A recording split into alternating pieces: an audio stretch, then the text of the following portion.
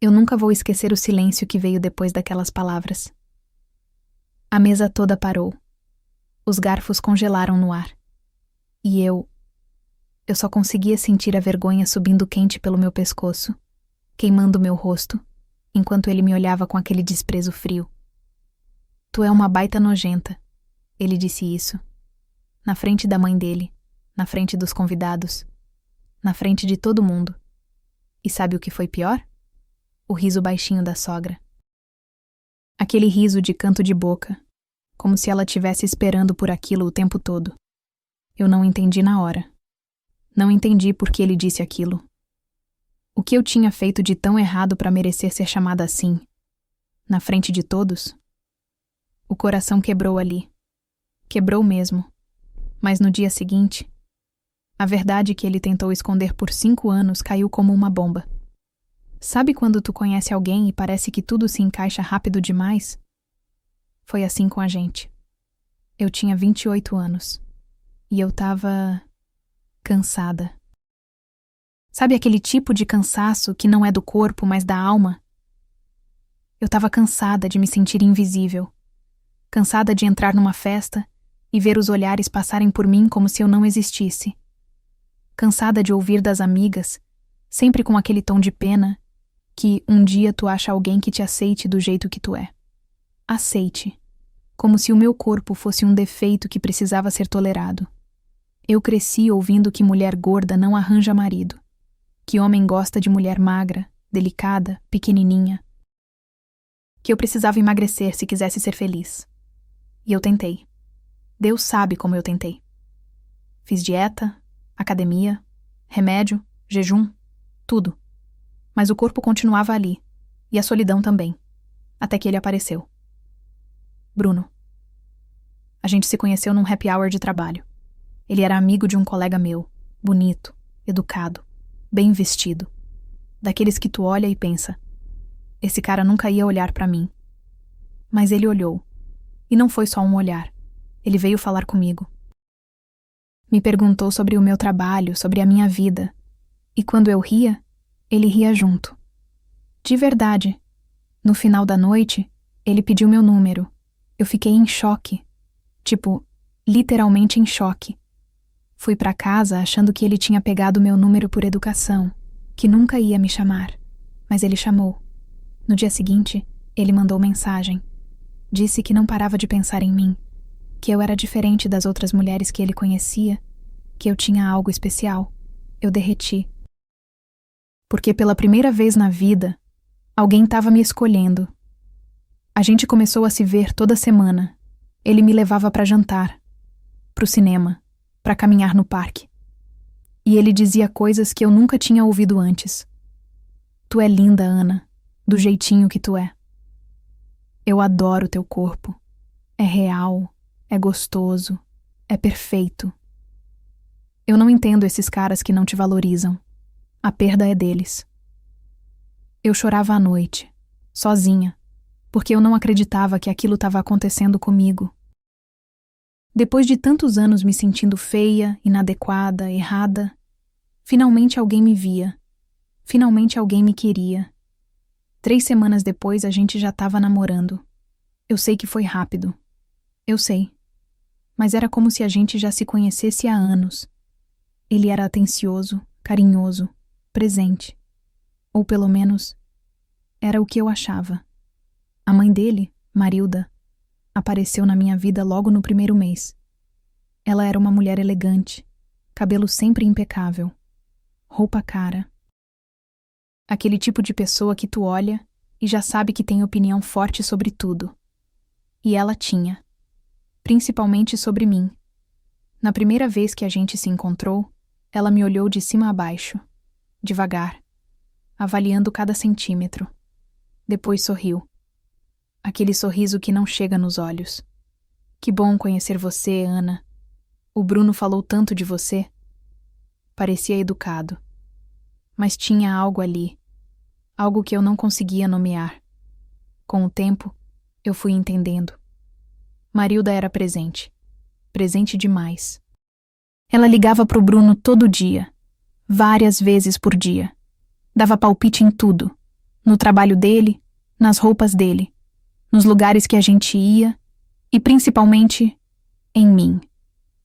Ana, tu não acha que esse vestido tá um pouco apertado? Querida, tu já pensou em fazer uma dieta? Tenho uma nutricionista ótima. O Bruno merece ser feliz, né? E para isso a gente tem que se cuidar. Ela nunca foi agressiva, nunca gritou, nunca foi grosseira. Mas as farpas estavam sempre ali, pequenas, constantes, envenenadas. E o Bruno?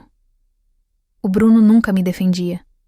Ele só dava aquele sorriso sem graça e mudava de assunto. 6 meses depois de começarmos a namorar, ele me pediu em casamento. Foi num restaurante chique.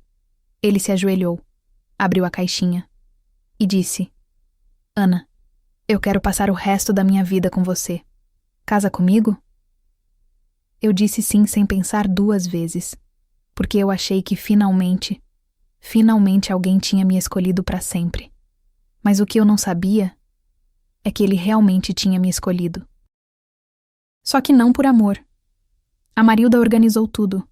O casamento, a festa, a lua de mel. Ela decidiu o buffet, as flores, até o vestido ela deu palpite. Esse modelo disfarça melhor, Ana. Confia em mim. Eu deixei, porque eu achava que ela só queria ajudar.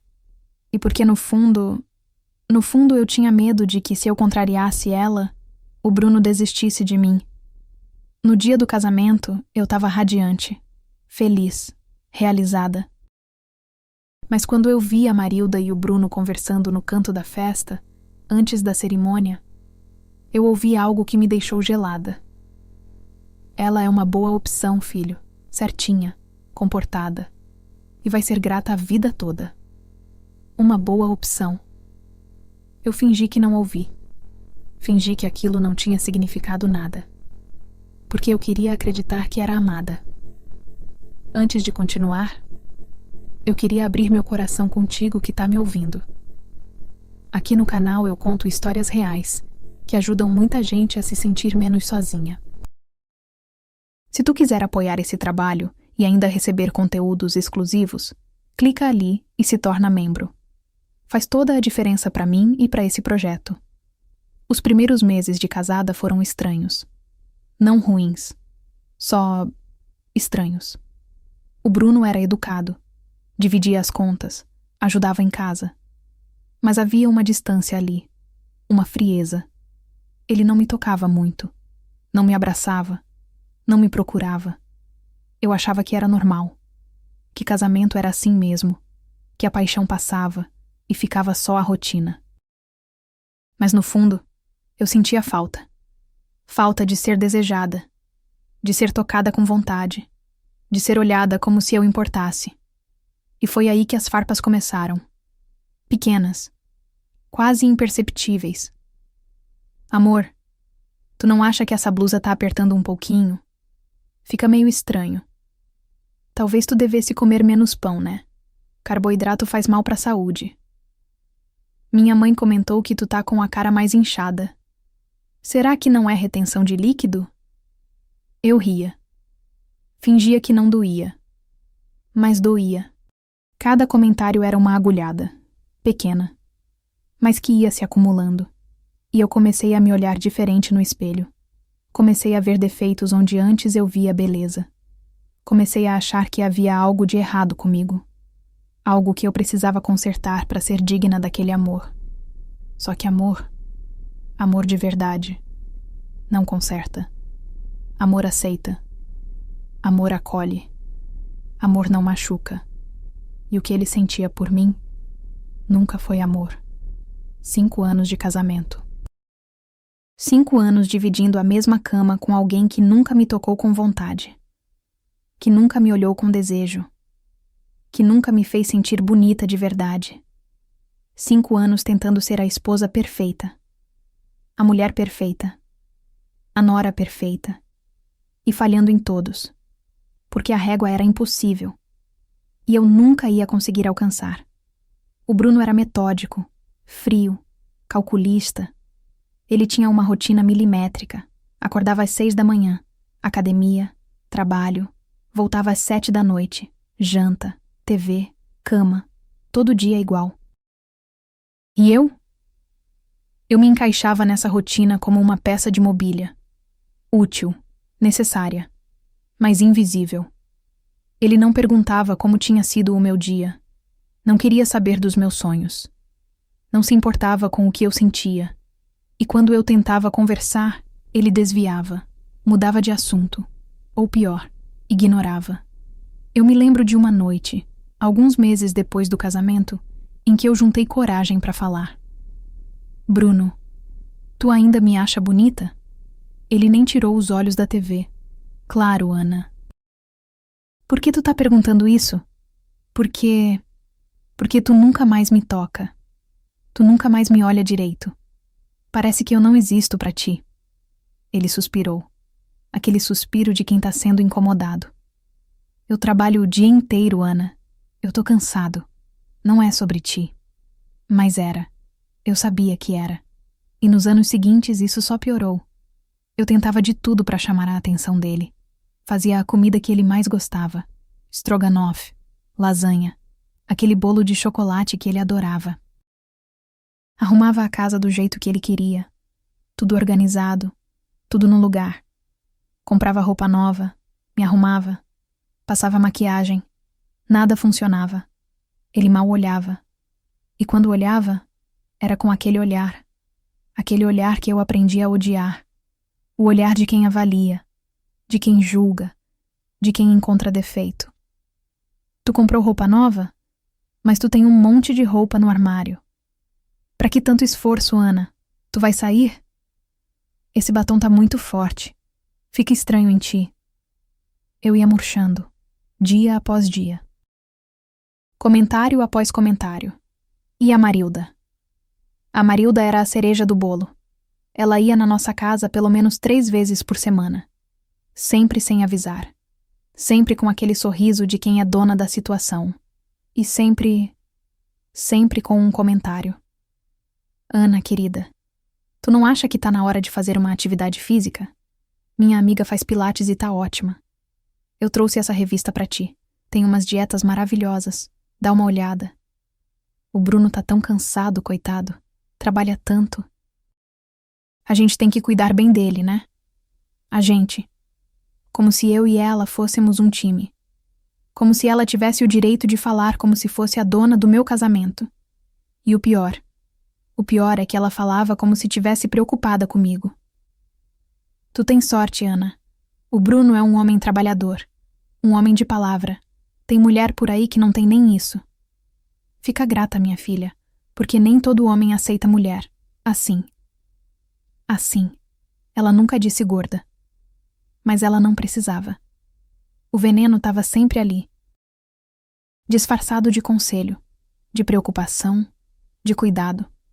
E eu engolia, porque eu achava que era isso que eu merecia. Eu achava que ela estava certa, que eu tinha que ser grata, que eu tinha muita sorte de ter um marido como o Bruno, porque quem mais ia me querer, né? Com o tempo, as frases do Bruno foram ficando mais pesadas, mais diretas, mais cruéis. Tu comeu tudo isso, Ana? Sério? Olha o tamanho do prato. Mãe, olha só o tanto que ela colocou. Parece que tá servindo para 2. Tu não tem vergonha de sair assim na rua? Essa roupa tá marcando tudo. Para de se fazer de vítima. Ninguém tá te julgando. Tu que é sensível demais. Mas ele tava julgando. O tempo todo. E eu comecei a mudar. Comecei a comer escondida.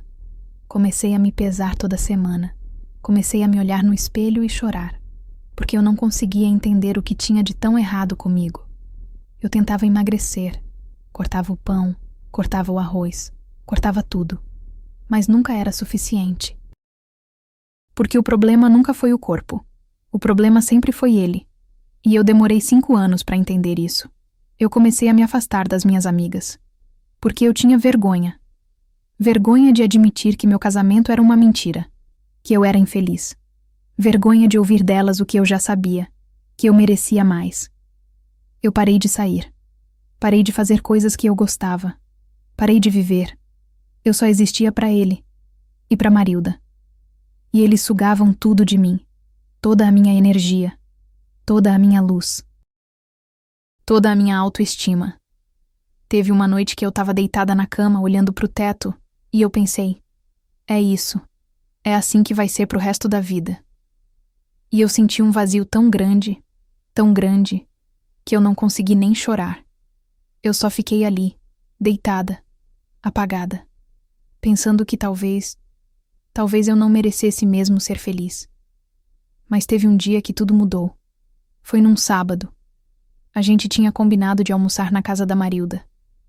Eu fiz questão de me arrumar. Coloquei um vestido que eu gostava. Me maquiei, prendi o cabelo. Quando o Bruno me viu, ele franziu a testa. Tu vai assim? Assim como? Nada, deixa pra lá. Mas eu já sabia. Eu sempre sabia. Na casa da Marilda, a mesa estava farta. Churrasco, saladas, farofa, sobremesa. Eu comi pouco, porque eu tinha aprendido a não dar motivo para comentários. Mas ainda assim não foi suficiente. A Marilda olhou pro meu prato e soltou. Ai, Ana, tu tá comendo só isso? Achei que tu ia repetir. Tu sempre repete. Risada baixa, maliciosa. Eu senti o rosto esquentar. O Bruno não disse nada. Só desviou o olhar. E eu percebi naquele momento que eles tinham um pacto. Um acordo silencioso. Ela atacava. E ele permitia. Ela humilhava. E ele validava com o silêncio. E eu era o alvo.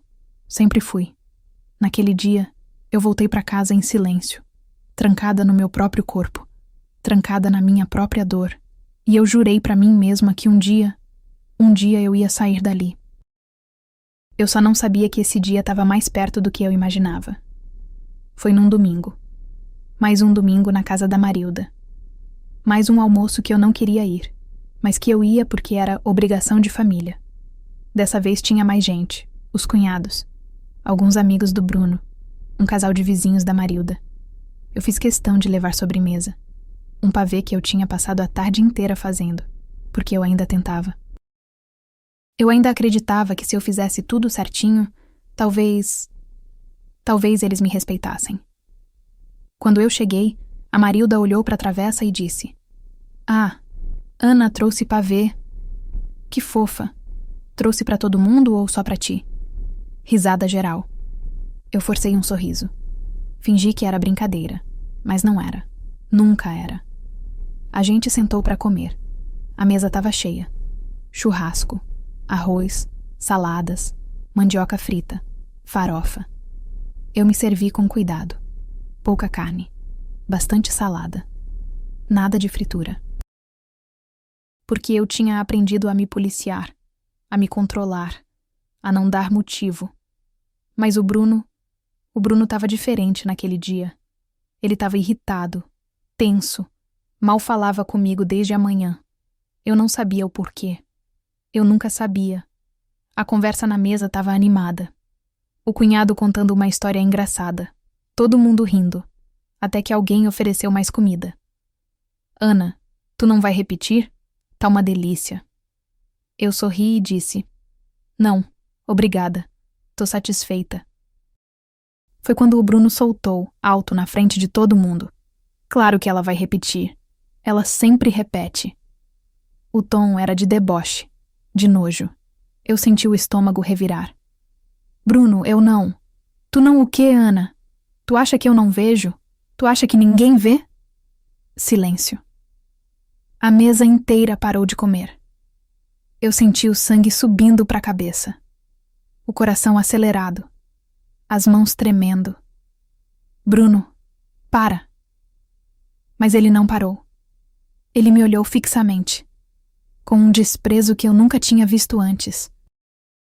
E disse: Tu é uma baita nojenta. Eu não consegui respirar. A mesa ficou em silêncio absoluto. Ninguém sabia onde olhar. O cunhado baixou os olhos. A cunhada fingiu mexer no celular. O casal de vizinhos trocou um olhar desconfortável. E a Marilda? A Marilda deu aquele risinho. Aquele riso baixinho, de canto de boca, como se ela estivesse esperando por aquilo o tempo todo. como se aquilo fosse satisfatório para ela. Eu sentia a vergonha subindo, quente, sufocante. Eu queria gritar, queria chorar, queria sumir dali, mas eu só consegui levantar da cadeira. Eu peguei minha bolsa, murmurei um com licença, que quase não saiu, e fui embora. Ninguém me seguiu, nem ele. Eu dirigi até em casa no automático. Não lembro de nenhuma rua, nenhum sinal, nada. Eu só lembro de entrar em casa, trancar a porta do quarto e desabar no chão. Eu chorei. Chorei tanto que fiquei sem ar. Chorei até doer o peito, até não ter mais lágrima. Porque não era só aquela frase. Era tudo. Eram 5 anos de humilhação. De desprezo. De ser tratada como menos. Eram 5 anos de eu tentando ser boa o suficiente, bonita o suficiente, magra o suficiente. E nada, nada nunca era suficiente. Porque o problema nunca fui eu. O problema sempre foi ele. Anoiteceu e ele não voltou. Eu fiquei deitada no escuro, encarando o teto, tentando entender o que tinha acontecido. Eu tentava me lembrar do que eu tinha feito de errado, do que eu tinha dito, do que tinha provocado aquilo. Mas não tinha nada. Não tinha nada que justificasse ele me chamar daquilo, na frente de todo mundo. E ainda assim eu me culpava. Porque eu tinha sido condicionada a acreditar que a culpa era sempre minha. Que se ele me tratava mal, era porque eu merecia. Que se ele não me amava, era porque eu não era digna de ser amada. Ele chegou tarde da noite, quase meia-noite. Eu ouvi a porta abrindo, os passos dele no corredor. Ele entrou no quarto e se trocou em silêncio. Nem olhou para mim. Deitou do outro lado da cama e apagou a luz. Eu fiquei ali, imóvel, esperando um pedido de desculpas. Uma explicação, qualquer coisa. Mas não veio nada. Só o silêncio. E foi nesse silêncio que eu entendi. Ele não achava que tinha feito nada de errado. Para ele, aquilo era normal. Para ele, eu merecia. Eu dormi no chão naquela noite, enrolada no cobertor, encolhida, chorando baixinho para ele não ouvir. E eu realmente pensei que talvez a culpa fosse minha. Que eu era sensível demais, dramática demais, exagerada demais. Que talvez eu realmente fosse nojenta. Eu passei a noite inteira me torturando com esses pensamentos, me odiando, me diminuindo, me quebrando por dentro. E quando o sol nasceu, eu ainda estava no chão, exausta, vazia, destruída. Mas foi no dia seguinte que tudo mudou, porque no dia seguinte eu encontrei algo que ele nunca imaginou que eu fosse encontrar. Algo que destruiu a máscara dele. Que revelou a verdade que ele escondeu por 5 anos. Algo que mostrou que eu nunca fui o problema. Que eu nunca fui nojenta. Que a sujeira sempre esteve nele. E quando eu descobri, quando eu li aquelas mensagens, tudo fez sentido. E tudo desmoronou. Eu acordei com o corpo dolorido. Tinha passado a noite no chão. Os olhos inchados de tanto chorar. A cabeça pesada. O coração parecia que tinha sido espremido até não sobrar nada. O Bruno já tinha saído para o trabalho. Nem esperou eu acordar. Nem deixou recado. Nada. Como se nada tivesse acontecido. Como se ele não tivesse me destruído na frente de todo mundo no dia anterior. Eu me arrastei até o banheiro. Olhei para o espelho. E mal me reconheci. Aquela mulher ali. Aquela mulher cansada, apagada, quebrada. Não era eu. Ou pelo menos, não era quem eu costumava ser. Eu lavei o rosto. Tentei me recompor. Mas a dor continuava ali, pulsando, latejando. E uma pergunta não saía da minha cabeça. Por quê? Por que ele me odiava tanto? O que eu tinha feito para merecer aquilo? Eu desci para a cozinha. Fiz um café que eu sabia que não ia conseguir tomar. Sentei na mesa. Fiquei olhando para a parede. E foi aí que eu vi o celular dele. Ele tinha esquecido em cima do balcão. O Bruno nunca esquecia o celular. Nunca. Ele era grudado naquela coisa 24 horas por dia. Eu olhei para o aparelho e algo dentro de mim, algo que eu nunca tinha sentido antes, me empurrou. Eu peguei o celular. Minha mão tremia. Meu coração batia tão forte que eu ouvia o som nos meus ouvidos. Eu sabia a senha. Ele nunca escondeu de mim, porque ele achava que eu nunca teria coragem de mexer. Mas naquele dia eu tive. Desbloqueei. E fui direto nas mensagens. Eu abri a conversa dele com a Marilda. E o que eu vi me fez parar de respirar. Bruno escreve: ela tá insuportável, mãe. Cada dia mais chata. Marilda escreve: calma, filho. Tu sabia que ia ser assim. Mulher carente é assim mesmo. Bruno escreve: eu não aguento mais. Eu não aguento olhar pra ela. Marilda escreve: mas tu precisa aguentar.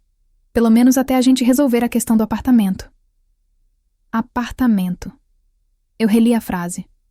1 vez. 2 vezes. 3. Que apartamento? Continuei rolando. Bruno diz: eu sei, mas é difícil, mãe. Eu não sinto nada por ela. Nunca senti.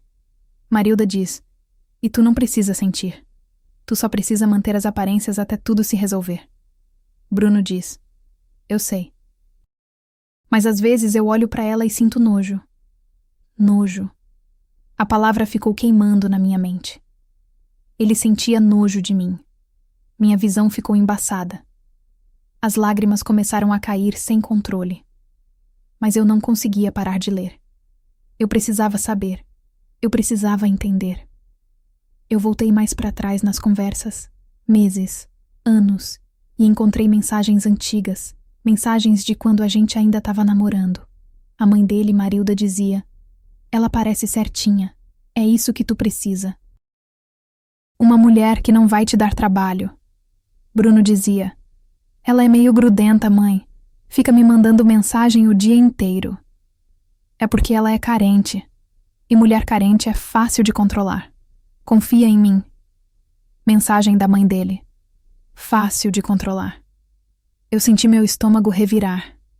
Na sequência, Bruno continua falando: tu acha mesmo que eu devia casar com ela? A mãe dizia: filho, ela tem um bom emprego, tem estabilidade.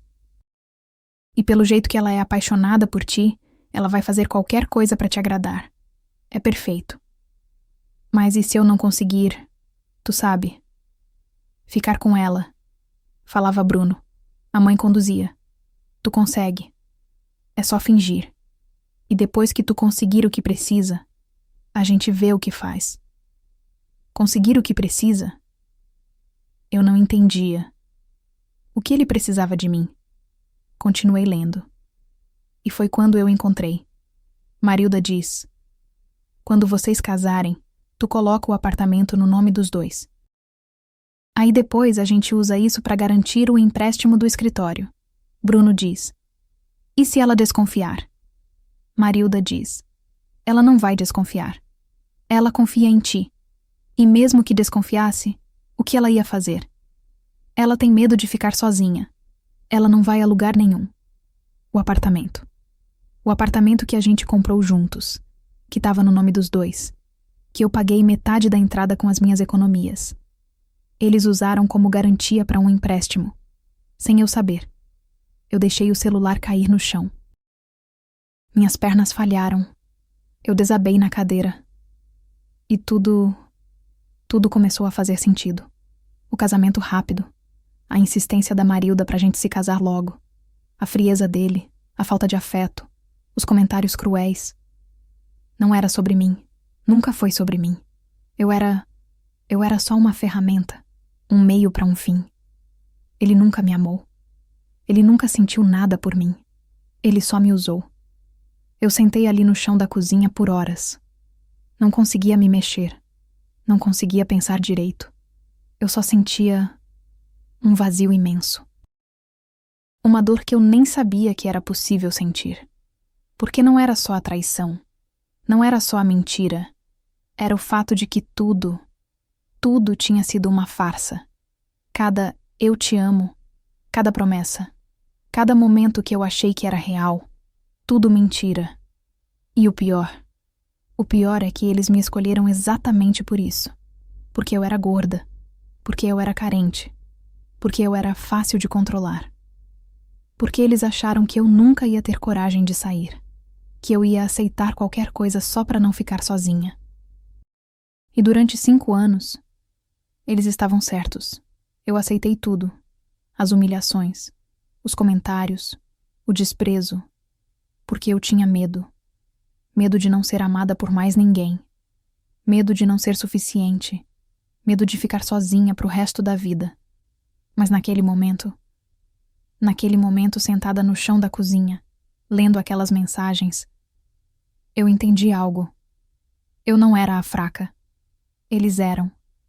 Ele precisava de mim. Ele dependia de mim. Ele era tão vazio, tão pequeno, tão patético, que precisou me usar para conseguir o que queria. E ela era tão manipuladora, tão cruel, tão doente, que criou um filho incapaz de amar. A sujeira nunca esteve em mim, a sujeira sempre esteve neles. Eu peguei o celular do chão. Tirei foto de cada conversa, de cada mensagem comprometedora. Salvei tudo na nuvem. Mandei para mim mesma por e-mail. Porque eu sabia que ele ia tentar negar. Que ele ia tentar me fazer acreditar que eu estava louca, que eu estava inventando coisas. Mas eu tinha provas. E dessa vez, eu não ia deixar ele me fazer de idiota. Quando terminei, eu sentei no sofá. E pela primeira vez em 5 anos, eu senti algo diferente. Não era felicidade, não era alívio, era raiva. Raiva pura, queimando no meu peito, subindo pela minha garganta. Raiva dele, raiva dela, raiva de mim mesma por ter acreditado. Mas principalmente, raiva de ter deixado eles me tratarem assim por tanto tempo. Eu olhei para o espelho da sala, e dessa vez eu não vi a mulher quebrada, humilhada, destruída. Eu vi uma mulher que tinha acabado de descobrir a verdade e que não ia sair daquela história como vítima. Eu ia sair como sobrevivente. O Bruno chegou em casa no final da tarde. Eu estava sentada no sofá, quieta, esperando. Ele entrou e me olhou com aquela cara de sempre, aquela expressão vazia. Como se eu fosse parte da mobília.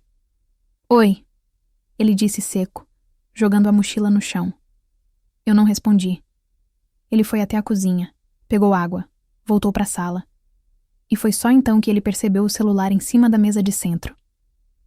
Eu vi o rosto dele mudar. A cor sumiu. Os olhos arregalaram. Tu mexeu no meu celular? Eu continuei olhando para ele, em silêncio. Ana, eu te fiz uma pergunta. Tu mexeu no meu celular? Mexei. Ele ficou parado, processando. E então veio o que eu esperava. A tentativa de virar o jogo.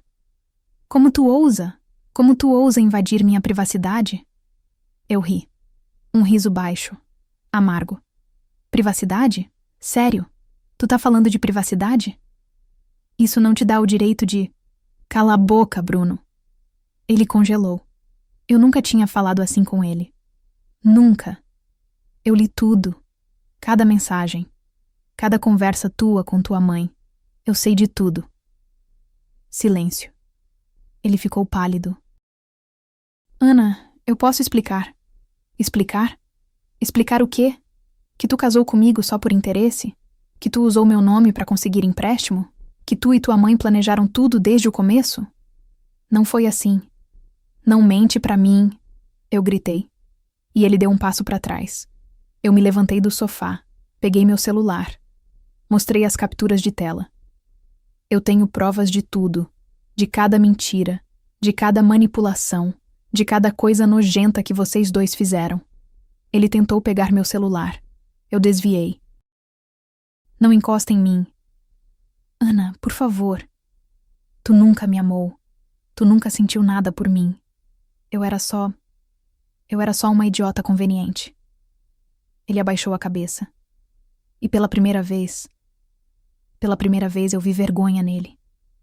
Mas não era vergonha do que ele tinha feito. Era vergonha de ter sido pego. Por quê, Bruno? Por que tu fez isso? Ele ficou em silêncio. Responde! Porque eu precisava, Ana. Eu precisava do dinheiro. O escritório estava falindo, minha mãe estava desesperada e tu apareceu na hora certa. Na hora certa? Tu tinha estabilidade.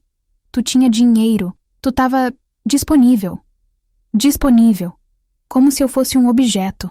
Uma oportunidade. E o apartamento? Vocês usaram meu nome sem eu saber? Ele não respondeu. Responde! Foi ideia da minha mãe. Ela disse que tu não ia perceber, que tu confiava em mim. Eu senti as lágrimas queimando. Mas eu não ia deixar elas caírem, não na frente dele. E os comentários, as humilhações, me chamar de nojenta na frente de todo mundo? Ele desviou o olhar. Eu tava nervoso, tava estressado. Mentira! Eu mostrei outra mensagem. Bruno dizia: às vezes eu preciso botar ela no lugar dela, senão ela acha que tem poder. Ele leu. E não conseguiu negar. Tu me humilhou de propósito, para me manter pequena, para me manter controlada. Ana. E funcionou, né? Por 5 anos funcionou. Eu sentei de novo, cansada, esgotada. Eu te amava, Bruno. Eu te amava de verdade. Eu teria feito qualquer coisa por ti. Ele ficou calado. E tu usou isso contra mim. Tu pegou o meu amor, a minha vulnerabilidade, e transformou em arma. Silêncio. Tu sabe o que é mais triste? Não é nem a mentira. É o fato de que tu nunca me viu como gente. Eu era só um meio para um fim. Ele tentou se aproximar. Ana, eu sinto muito. Tu não sente. Tu só sente por ter sido pego. Lágrimas começaram a cair dos olhos dele. Por favor, Ana. A gente pode resolver isso. A gente pode. Não tenho o que resolver, Bruno. Acabou. Não. Não diz isso. Por favor. Ele caiu de joelhos na minha frente. E pela primeira vez em 5 anos, ele implorou. Eu vou mudar. Eu prometo. Eu vou ser diferente. Eu vou te tratar bem. Só não me deixa. Eu olhei para ele, para aquele homem que eu achei que amava, e eu senti nada, nenhuma pena, nenhuma compaixão, só vazio. Levanta, Bruno. Ana, levanta. Ele levantou, limpando as lágrimas. Eu quero o divórcio, e eu quero minha parte do apartamento de volta, cada centavo que eu coloquei ali. A gente pode conversar sobre isso. Não vamos conversar. Eu já conversei com um advogado. Mentira. Mas ele não sabia. E se tu ou tua mãe tentarem me enrolar, eu vou expor tudo. Cada mensagem, cada mentira. Eu vou destruir a imagem que vocês dois construíram. Ele ficou branco. Tu não faria isso. Tenta me testar. Eu peguei minha bolsa. Peguei minha mala que eu já tinha preparado. Eu vou ficar na casa de uma amiga. Amanhã eu volto para pegar o resto das minhas coisas. Ana, espera. E não tenta me ligar. Não tenta me procurar. Não tenta nada. Porque se tu fizer isso, eu vou direto para a polícia. Ele ficou parado, destruído. E eu saí daquela casa com a cabeça erguida. Pela primeira vez em 5 anos. Eu estava livre. Eu entrei no carro, fechei a porta. E só então eu deixei as lágrimas caírem. Eu chorei. Chorei tudo que eu tinha segurado. Mas dessa vez, não era só tristeza. Era libertação. Porque eu tinha acabado de sair da pior fase da minha vida. E mesmo sem saber o que viria pela frente, eu sabia que qualquer coisa seria melhor do que aquilo. Eu dirigi até a casa da minha amiga Carla. A mesma amiga que eu tinha abandonado durante esses 5 anos, que eu tinha afastado porque eu tinha vergonha de admitir que meu casamento era uma mentira. Quando ela abriu a porta e me viu ali, com a mala na mão e os olhos inchados, ela não fez perguntas. Ela só me abraçou. E eu desabei. Naquela noite eu contei tudo pra ela. Cada detalhe. Cada humilhação. Cada mentira. E ela escutou. Sem me julgar. Sem me culpar. E no final, ela disse algo que eu nunca vou esquecer. Ana, tu é a mulher mais forte que eu conheço. E se tem alguém que merece recomeçar, é tu. Eu não me sentia forte. Mas eu queria acreditar que um dia eu ia me sentir. Os dias seguintes foram os mais difíceis da minha vida. Não porque eu sentia falta dele. Não porque eu me arrependia de ter saído. Mas porque pela primeira vez eu estava sozinha comigo mesma. E eu não sabia quem eu era sem ele. Durante 5 anos, eu construí minha vida inteira em volta daquele homem. Eu me moldei para agradar ele, para não incomodar, para ser o que ele queria que eu fosse. E agora que ele não estava mais ali, eu me sentia perdida. Eu passei os primeiros dias na casa da Carla praticamente trancada no quarto de hóspedes. Eu não tinha vontade de comer. Não tinha vontade de falar. Não tinha vontade de nada. Eu só ficava deitada, olhando para o teto, tentando processar tudo o que tinha acontecido. E as perguntas não paravam de vir. Como eu não percebi? Como eu fui tão cega? Como eu deixei eles me tratarem assim por tanto tempo? A culpa era minha? Teve uma noite que eu estava olhando para o espelho do banheiro. E eu fiquei ali, parada, encarando o meu próprio reflexo. Meu corpo. O corpo que ele odiava, que ele usou contra mim, que ele transformou em arma de humilhação.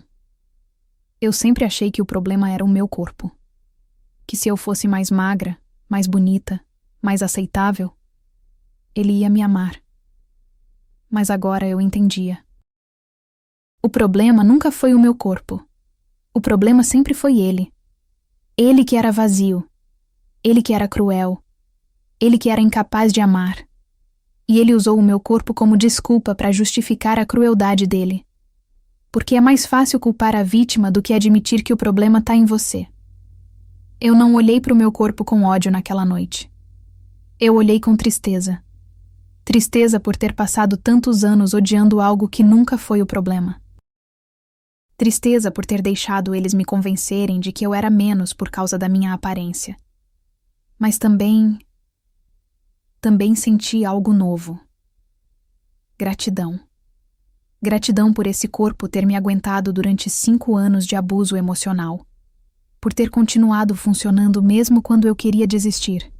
Por ter me carregado para fora daquela casa. Meu corpo não era o inimigo. Meu corpo era meu aliado. E eu tinha passado 5 anos tratando ele como inimigo. Foi nessa semana que a Carla me convenceu a sair do quarto. Ana, tu precisa comer alguma coisa. Tu precisa tomar sol. Tu não pode ficar aqui se destruindo. Ela tinha razão. Eu desci. Sentei na mesa com ela. E a gente conversou. De verdade. Ela me fez perguntas. Não para me julgar, mas para me ajudar a entender. Tu ainda ama ele? Eu pensei. E a resposta veio fácil. Não, eu acho que eu nunca amei ele de verdade. Eu amei a ideia dele. A ideia de ser amada. De não estar mais sozinha. E agora? Agora eu tô sozinha de novo. E eu tô com medo. Medo de quê? Medo de nunca encontrar ninguém. Medo de ficar sozinha pro resto da vida. Medo de que ele tivesse razão, que eu sou difícil de amar. Carla segurou minha mão. Ana, escuta o que eu vou te dizer.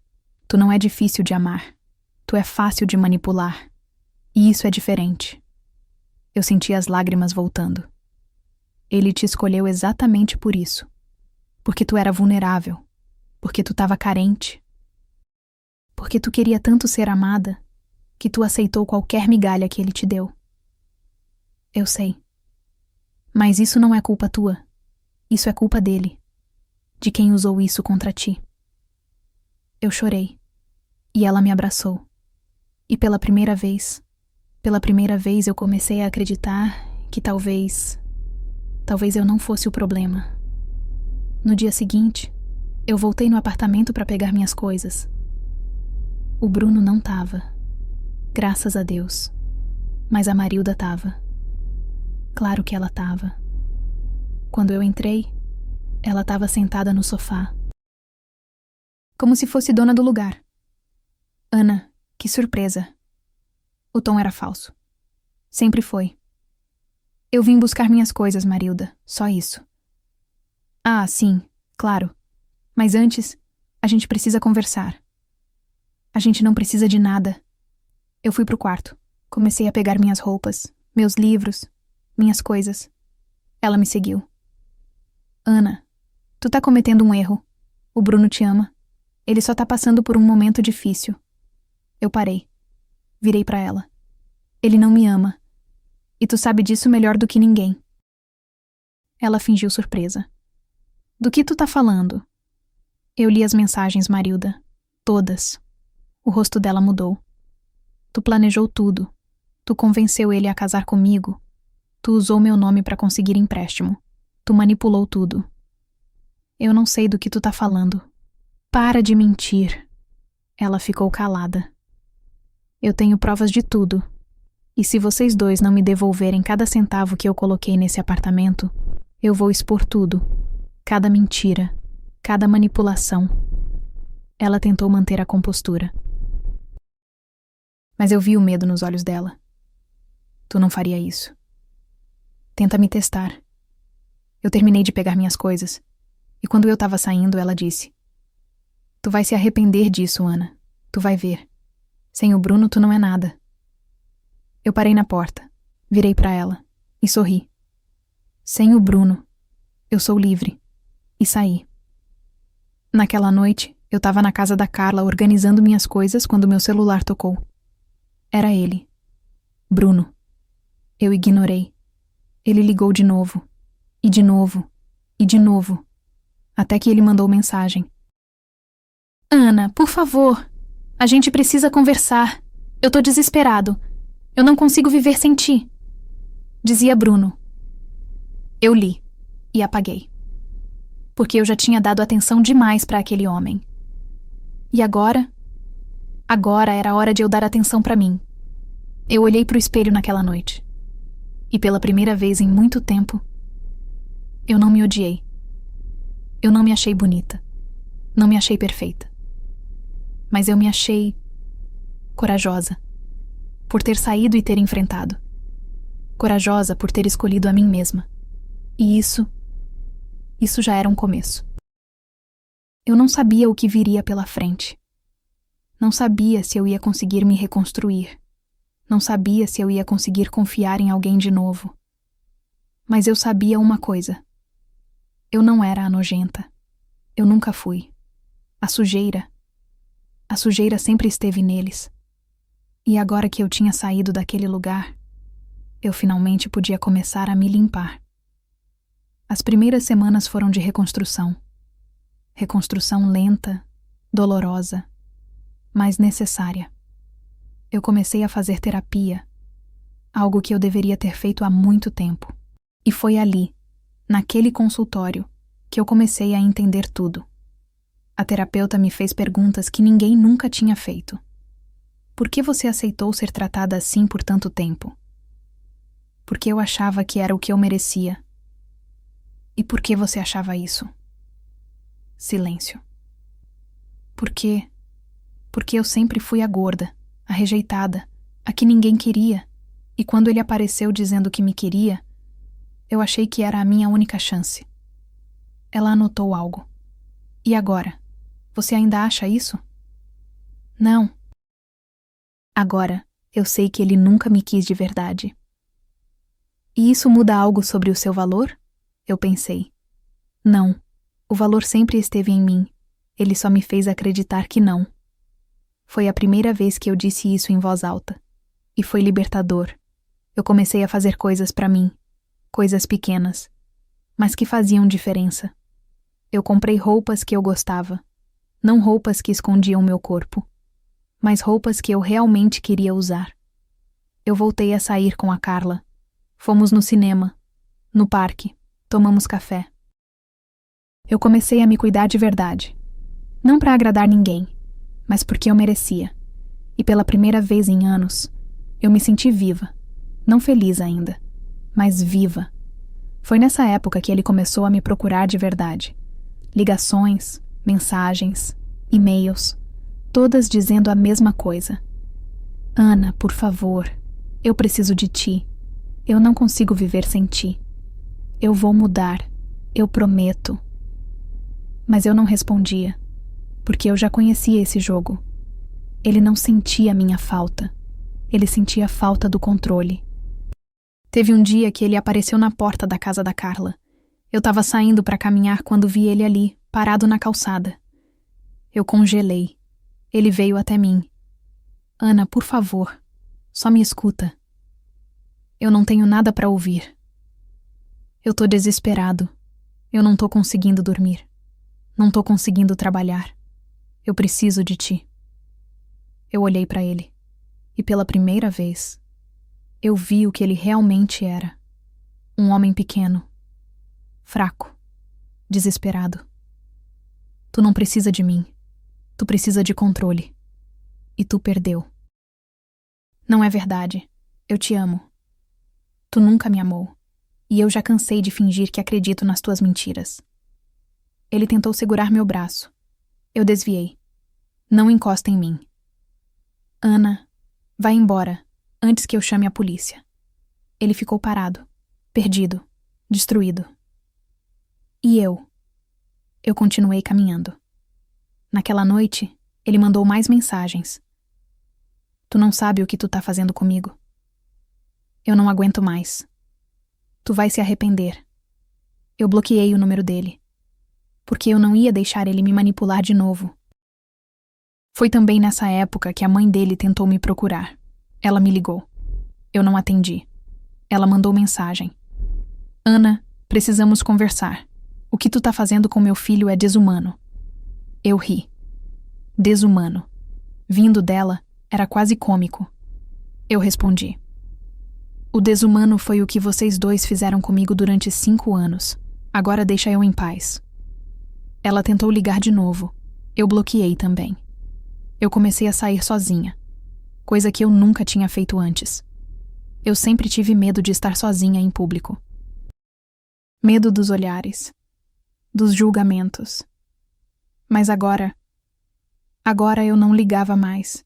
Eu ia no café, pedia um cappuccino, sentava na mesa do canto e ficava ali, lendo um livro, aproveitando minha própria companhia. E sabe o que eu descobri? Que eu era boa companhia. Que eu não precisava de ninguém para me validar, que eu era suficiente sozinha. Teve um dia que eu estava no supermercado e esbarrei numa conhecida, uma das amigas da mãe dele. Ela me olhou com aquele olhar de pena. Ana, eu soube. Que pena. Vocês eram tão bonitos juntos. Eu sorri. A gente nunca foi bonito junto, mas obrigada pela preocupação. Ela ficou sem jeito. E como tu tá? Deve ser difícil recomeçar sozinha, né? Tá sendo libertador, na verdade. Ela não esperava essa resposta. Ah, que bom então. Ela se despediu rapidamente e foi embora. E eu continuei fazendo minhas compras. Tranquila. Eu comecei a perceber que ele estava perdendo o controle. As mensagens de amigos em comum começaram a chegar. Ana, ele não tá bem. Ele tá mal mesmo. Tu não acha que vocês podiam tentar de novo? Ele disse que tá arrependido, que fez tudo errado. Ele tá sofrendo muito. E eu respondia a mesma coisa pra todos. Ele tá sofrendo porque perdeu o controle, não porque me ama. E eu não vou voltar. Alguns entendiam, outros insistiam, mas eu não mudava de ideia. Foi quando a Carla me contou algo. Ana, eu soube por uma amiga que ele tá desesperado. Ele ligou pra mãe dele chorando, dizendo que tu vai destruir a reputação deles. Eu sorri. Não de alegria. mas de reconhecimento. Ele não estava preocupado comigo. Ele estava preocupado com a imagem dele, com o que as pessoas iam pensar, com o que iam falar. E isso me deu mais força ainda, porque eu percebi que o poder agora estava comigo. Eu comecei a me arrumar mais, não para ele, mas para mim. Comprei roupas novas, cortei o cabelo, passei a usar batom vermelho. Não porque eu estava tentando provar algo para alguém, mas porque eu queria. Porque pela primeira vez, eu estava fazendo as coisas por mim. E isso mudou tudo. Teve um dia que eu estava saindo de um restaurante e vi ele do outro lado da rua. Ele me viu também. E o que eu vi no rosto dele foi medo. Não de mim, mas de quem eu tinha me tornado. Ele atravessou a rua rapidamente e veio até mim. Ana, espera. Eu parei, mas não porque eu queria ouvir, só porque eu queria ver até onde ele ia. Tu tá diferente, ele disse. Eu tô livre, eu respondi. Ele engoliu seco. Eu só queria te pedir desculpas, de verdade, pelo que eu fiz, pelo que a gente fez. Aceito tuas desculpas, mas isso não muda nada. Eu sei, mas eu precisava dizer. Eu olhei pra ele e senti nada, nenhuma raiva, nenhuma mágoa, nenhuma dor, só indiferença. E foi aí que eu soube. Eu tinha vencido. Naquela noite, eu estava deitada na cama quando meu celular vibrou. Era uma mensagem de um número desconhecido. Ana, para com isso. Tu tá destruindo meu filho. Ele não aguenta mais. Se tu não voltar, tu vai se arrepender. Era ela, a mãe dele.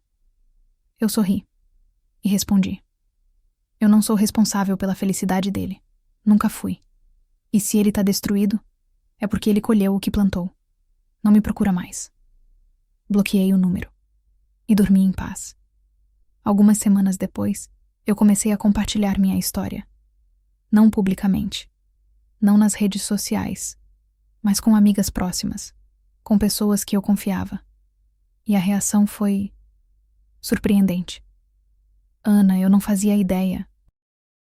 Eu sempre achei ele estranho, mas nunca imaginei isso. Tu foi muito corajosa de sair.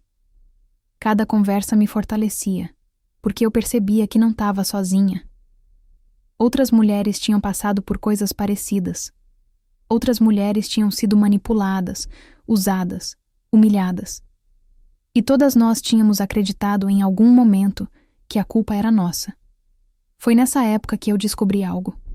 Uma amiga em comum me contou que ele estava tentando contar uma versão diferente da história. Que eu tinha sido a abusiva, que eu era controladora, que eu tinha inventado tudo, que eu estava fazendo isso por vingança.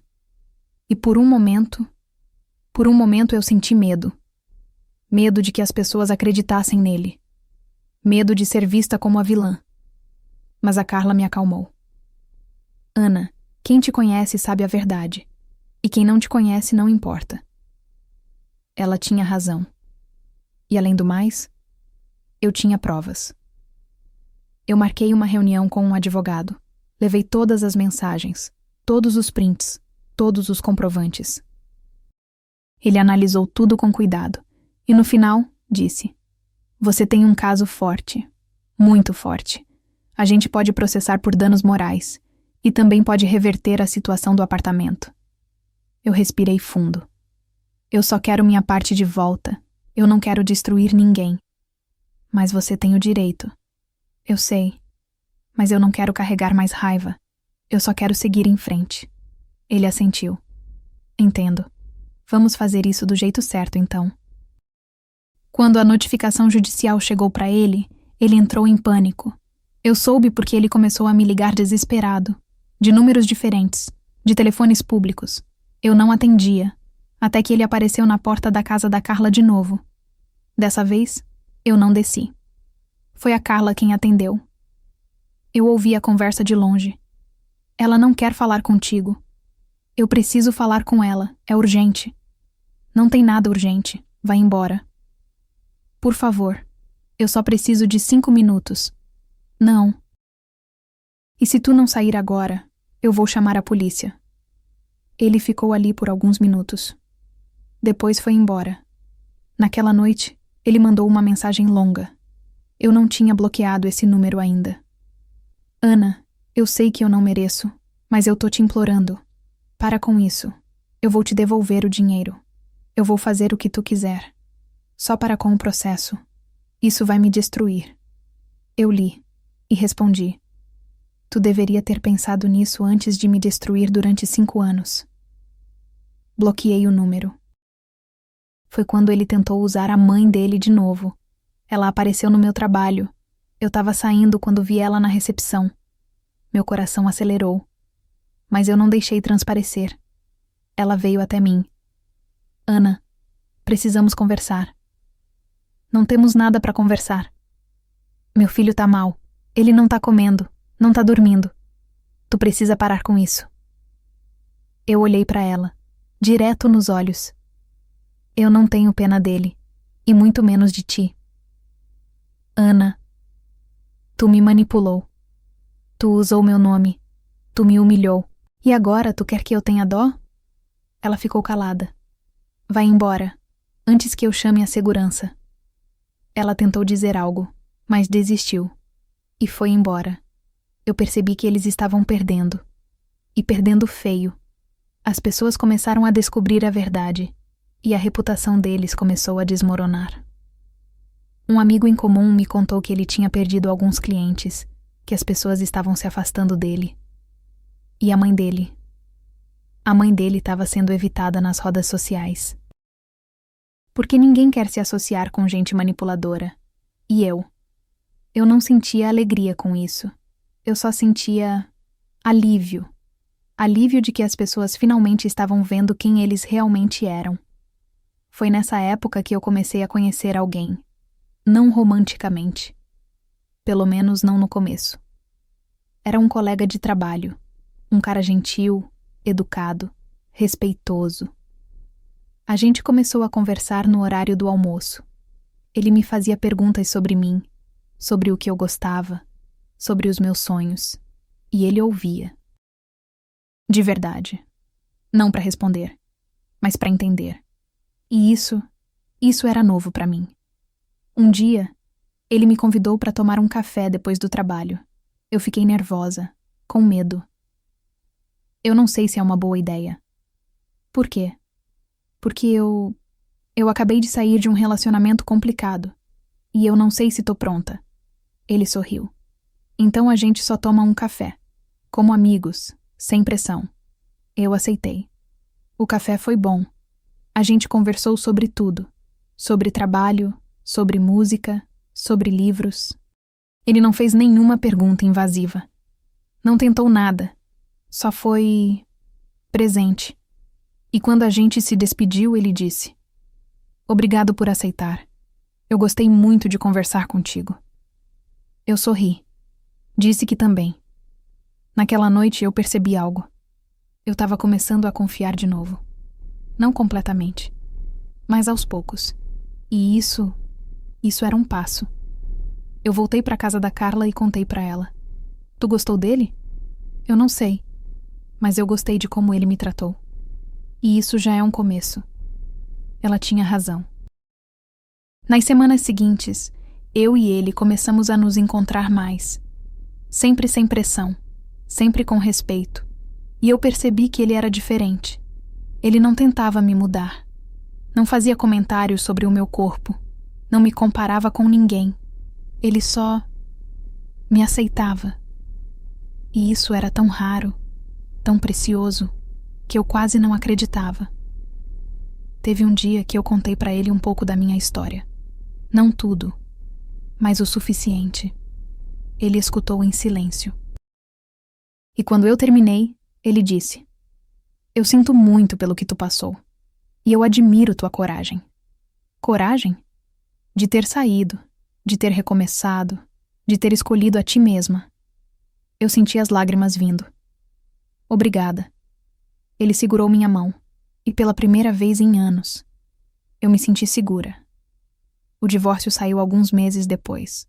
Foi um processo desgastante, cheio de idas e vindas, de tentativas de manipulação. Mas no final, eu consegui. Consegui minha parte do apartamento de volta. Cada centavo que eu tinha investido, e mais do que isso, consegui minha liberdade. No dia que o juiz bateu o martelo, eu senti um peso enorme saindo dos meus ombros. Era oficial. Eu não era mais casada com ele. Eu não pertencia mais àquela família. Eu era livre. De verdade. Eu saí do fórum naquele dia e caminhei até o parque. Sentei num banco. Olhei para o céu. E chorei. Mas não de tristeza. De alívio. Porque finalmente eu podia respirar. Nas semanas seguintes, eu comecei a organizar minha nova vida. Aluguei um apartamento pequeno. Só meu. Decorei do meu jeito. Com as minhas cores. Com as minhas coisas. E pela primeira vez, eu me senti em casa. Em casa comigo mesma. Foi nessa época que ele tentou me procurar uma última vez. Ele mandou uma carta. Longa. Detalhada. Cheia de arrependimentos. Ana, eu sei que eu não mereço teu perdão, mas eu queria que tu soubesse que eu me arrependo de tudo. De cada palavra. De cada atitude. Tu era a melhor coisa que aconteceu na minha vida e eu destruí. Eu entendo se tu me odeia, mas eu queria que tu soubesse que eu vou carregar isso pro resto da vida. Eu li. E guardei a carta numa gaveta. Não porque eu ia responder, mas porque eu queria lembrar. Lembrar do que eu passei, do que eu superei e do que eu nunca mais ia aceitar. Eu continuei me encontrando com o colega de trabalho. O nome dele era Rafael. E aos poucos eu fui me abrindo mais. Contei mais da minha história. Das minhas inseguranças, dos meus medos. E ele nunca me julgou. Nunca tentou me apressar. Nunca me pressionou. Ele só ficava ali, ao meu lado. Paciente, carinhoso, presente. Teve um dia que a gente estava caminhando no parque quando ele disse: "Posso te fazer uma pergunta?" "Claro." "Tu tá feliz agora?" Eu pensei. Eu tô em paz. E acho que isso é mais importante que felicidade. Ele sorriu. Eu acho lindo isso. Foi nesse dia que eu percebi. Eu tava me apaixonando de novo. Mas diferente. Não era aquela paixão desesperada. Aquela necessidade de ser amada a qualquer custo. Era algo tranquilo, seguro, real. Eu tava me apaixonando por alguém que me via de verdade. E isso mudava tudo.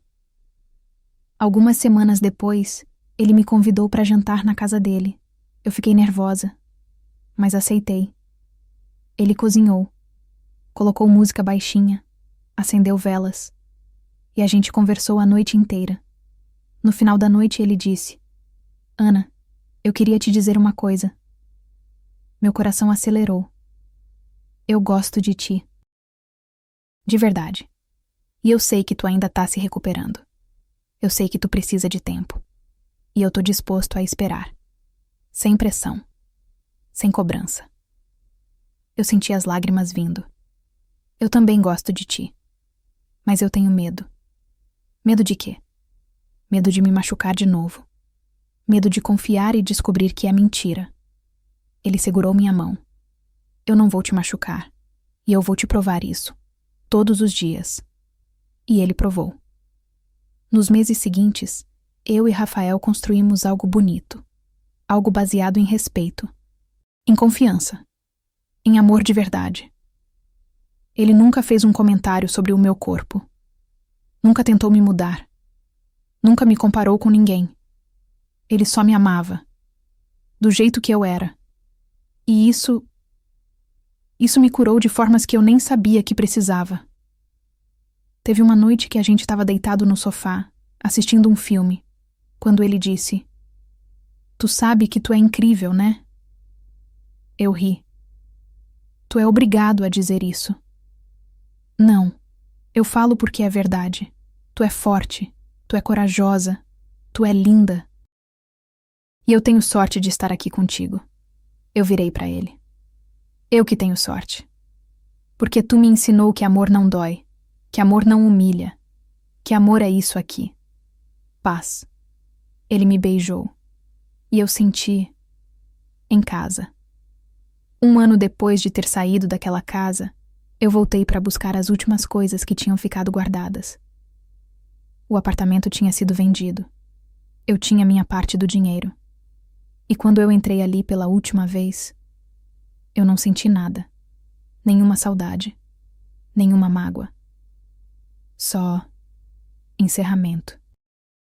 Eu peguei as últimas caixas, coloquei no carro, e quando eu estava saindo, eu olhei para trás uma última vez e disse baixinho: eu não era a nojenta.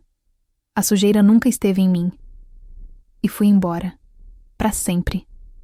Quando finalmente fechei a porta da casa que um dia chamei de lar, senti que meu peito se abria e se contraía ao mesmo tempo. Era estranho perceber que a mesma casa que um dia achei segura tinha se tornado o lugar onde eu mais me perdi de mim mesma. Mas naquela manhã, enquanto o sol entrava pelas frestas, iluminando caixas, roupas e restos de uma vida que não me servia mais, algo dentro de mim dizia que eu estava exatamente onde precisava estar. Os dias seguintes foram silenciosos, porém libertadores. O vazio que eu temia não veio acompanhado de solidão. Veio acompanhado de paz. Pela primeira vez em muitos anos, eu arrumava a cama do meu jeito, cozinhava o que realmente gostava e caminhava pela casa sem medo de ser julgada. Nenhuma crítica, nenhum olhar de desprezo, nenhuma piada sobre meu corpo. Era só eu. E, curiosamente, isso já era o suficiente. A terapia foi meu primeiro passo.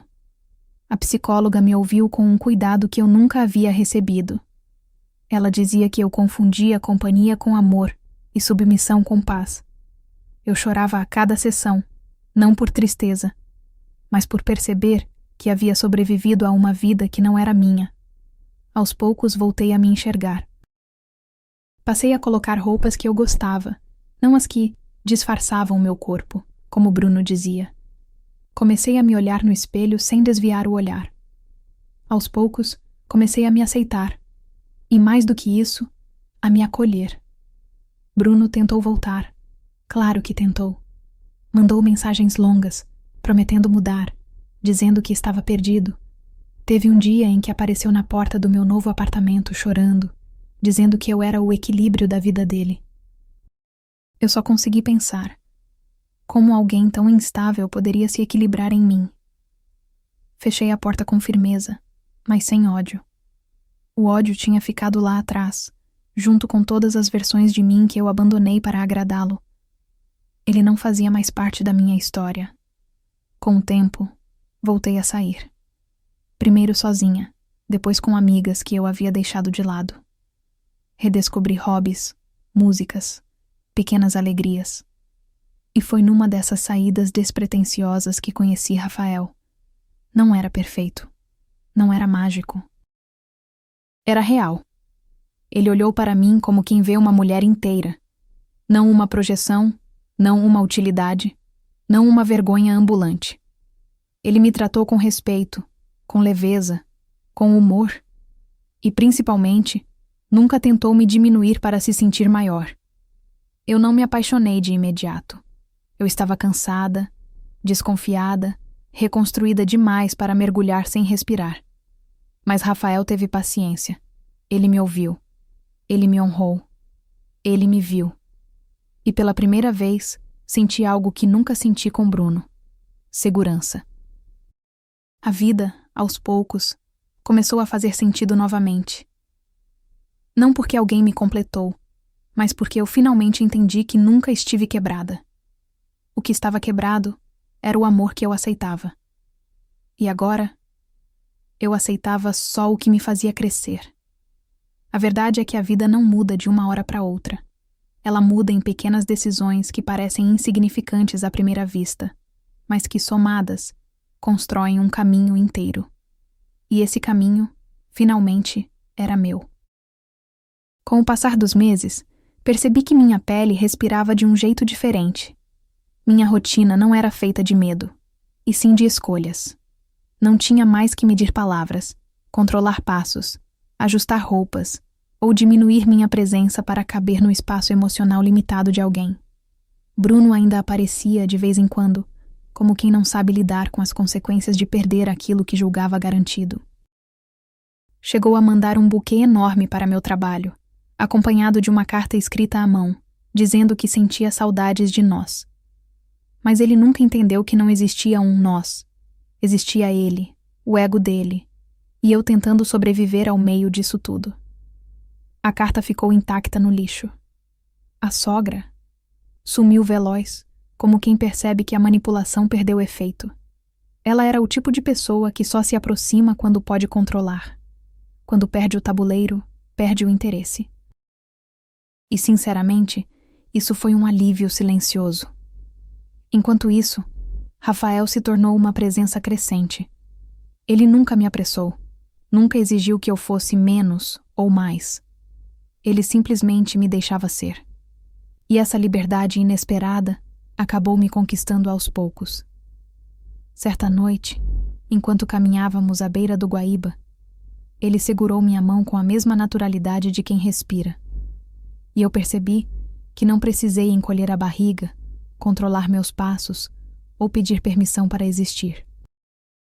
Ele olhava para mim como quem reconhece força, não fragilidade. E foi nesse exato instante que entendi. Eu não precisava ser amada apesar de quem eu era. Eu merecia ser amada por causa de quem eu era. E quando finalmente aceitei isso, o passado perdeu completamente o poder que tinha sobre mim. Hoje, olhando para trás, sinto compaixão pela mulher que eu fui. A que engoliu humilhações, a que diminuiu sonhos, a que acreditou que amor era esforço, dor e aceitação irrestrita. Mas eu também sinto orgulho, porque ela levantou. Ela enxergou a própria dor com sinceridade. Ela tomou decisões difíceis. E, principalmente, ela teve coragem de ir embora quando ninguém acreditava que ela conseguiria. Se tem algo que aprendi, é que nunca é tarde para escolher a si mesma. Nunca é tarde para entender que o amor que machuca não é amor, que a humilhação não é prova de intimidade, que insulto não é brincadeira, que controle não é cuidado. No fundo, eu não precisava de um final perfeito, só precisava de um recomeço verdadeiro. E ele veio. E antes de encerrar, eu quero falar contigo que está me ouvindo agora. Se essa história te tocou de alguma forma, se tu já viveu algo parecido, ou se conhece alguém que já passou por isso, comenta aqui embaixo. Me diz de qual estado do Brasil tu me escuta, e se essa narrativa conversou com alguma parte da tua vida. Às vezes, compartilhar o que sentimos é o primeiro passo para nos libertarmos de algo que achávamos que era normal, mas nunca foi. Obrigada por ficar comigo até aqui. De verdade.